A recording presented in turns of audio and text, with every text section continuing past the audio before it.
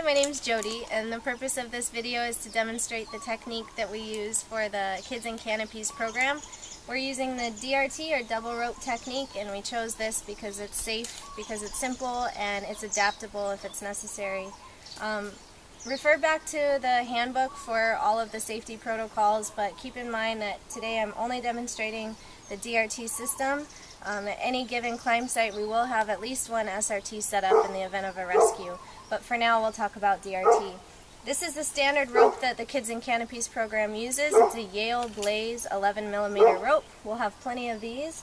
And this is also more or less the standard harness. It's a New Tribe saddle harness specific for tree climbing. With that said, there can be other harnesses used in the Kids in Canopies program as long as all of the facilitators at the climb approve of the saddle or the harness that each student is using. Okay, so now I'm going to start by showing you how to tie the Blake's hitch knot that we use.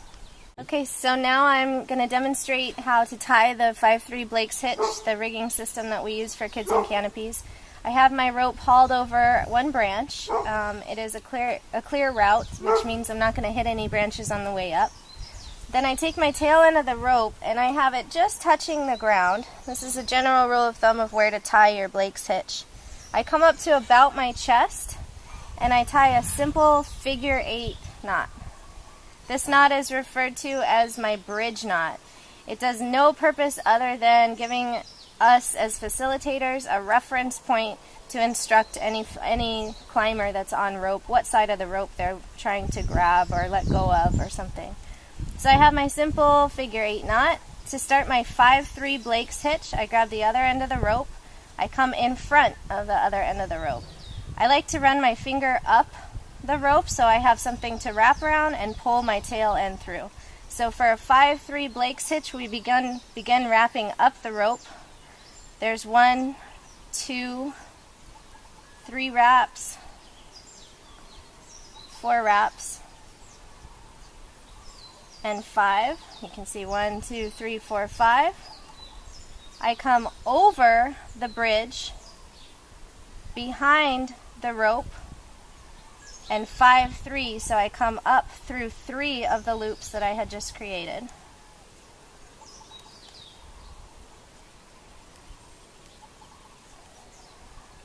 And then I cinch everything down.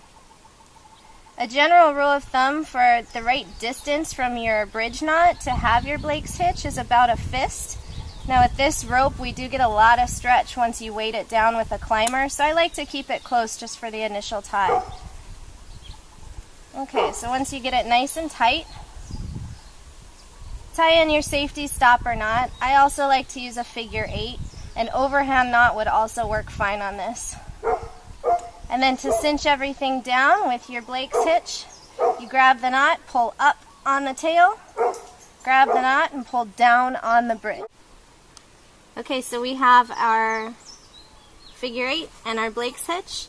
Now to attach the climber, we have one more knot to tie on the left-hand side of your bridge knot, and it's just a figure 8 on a bite. So I give myself a little bit of slack here.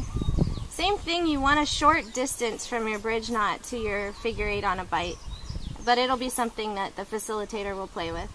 So then you tie your simple figure 8 on a bite, like that.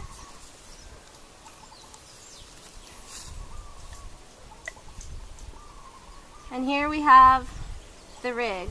We have a figure 8 on the bite that attaches to the climber. Coming up to our bridge, we pass through our bridge knot. We've got about a fist distance from the bridge knot. Going up through the 5-3 Blake's hitch and our stopper knot on the end. So next I'll show you how to attach a climber to the rope and begin the climb. So the final step before we get a climber on rope is to give them a foot loop. So we come below our bridge knot setup, our Blake's hitch, and there's no standard foot loop that the Kids in Canopies program needs to use. You can use a foot loop that's specifically made, or here I have an accessory cord tied together into a loop with a double fisherman's knot. And all I do to attach this for the foot loop is a triple wrap prusik. So all that means, you take your rope, keep your knot out of the way. Sorry, it's moving all over the place. I do one wrap, come around for a second wrap, which makes the traditional prusik knot, which can still be used, just your traditional prusik with 2 wraps, but I find that with this rope, 3 wraps kind of holds a little better. It's more secure. So then I just come around with one final wrap.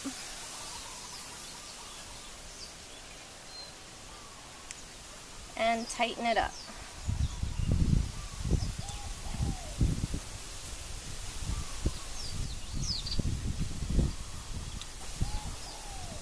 This knot is nice because it's another friction knot that will move up and down if you grab it and move it up and down, but it will not slide. So here is your foot loop, and the climber is ready to get on rope.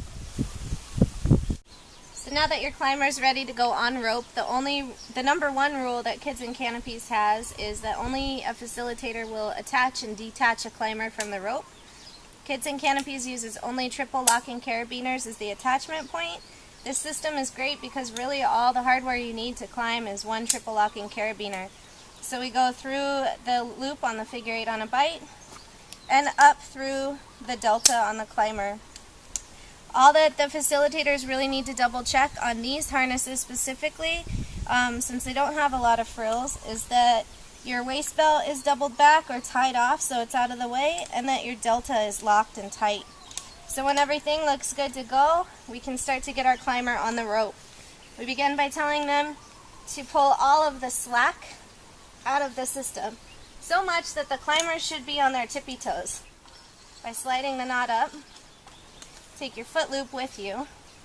Then we instruct the climber to put their right hand below the knot, left hand can hold on, and slowly sit down. Once their weight is fully on the system, and we make sure they actually pull their feet off the ground, we instruct them to slowly let go with their right hand. Now they know that the knot is holding their weight, they're safe and supported and good to climb.